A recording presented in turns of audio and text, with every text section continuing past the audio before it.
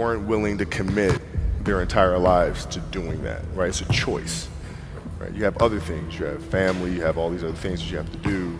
The game can't really be your #1 priority. And so I was just looking at that like, man, this is going to be fun.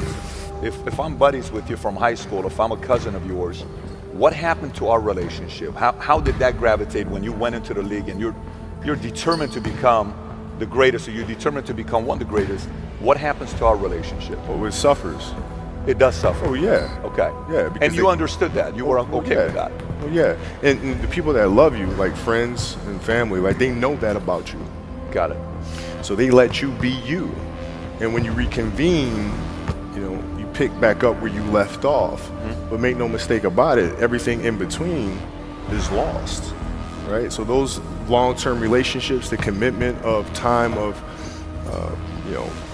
taking like I see a lot of players take vacations with other players that are close friends, and they'll just take vacations just to take vacations, or just hang out just to hang out. Like I never did that.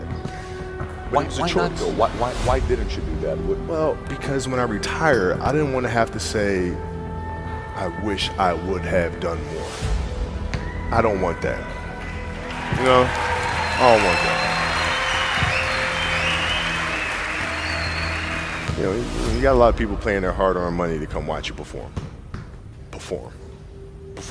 It's your job to be in shape. It's your job to be strong enough to perform at that level every single night. And as a competitor, I'm not ducking shit.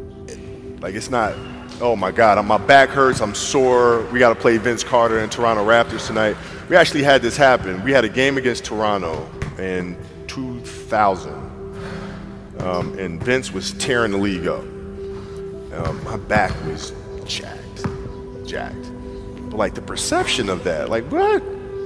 Kobe's missing the game against Toronto and Vince Carter because man, my back was really spasming.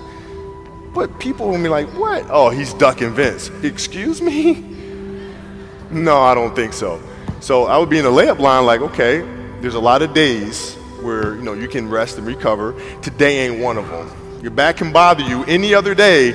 That shit ain't bothering me today. Wow. He gonna have to see me today. Yeah. Amen. Yeah. If you're looking at a big investments you got to make, what is the decision-making process there? Do you call? Is there first you do your own research? You take this much time. You call an advisor. Is there a system you follow? It's pretty simple for me. It's do you understand the business? Is it a business that you can help in some form or fashion? What are the barriers of entry to that business? And then the entrepreneurs themselves, the company itself, right? Do they have a culture that you believe is sustainable? Are these leaders people that you believe in? Are they people that are obsessives? And in turn, have they created a culture of obsessiveness? So I tend to look at those 4 factors, and that's it. That's big right there, by the way. I don't know if you guys caught that right there. That's pretty massive right there. Same determination. What's your current work schedule look like today? It's different because I personally am not writing every word of the novels. I am not animating the films. What I have to do now is make sure that the people that we bring in, these obsessives that we bring in, are challenging themselves to do the best job that they think they can do. That's what I'm there for, is for them to constantly look in the mirror and self-assess and challenge themselves. If we have a project and you're saying, okay, I can do that, that's not the project we want. The projects that say, I don't know if I can animate that. I don't know how to write that story. I don't know how to do that. Those are the things we want, because through that curiosity, you'll reach a level that you didn't think was possible. And so running the studio, that's what I'm doing.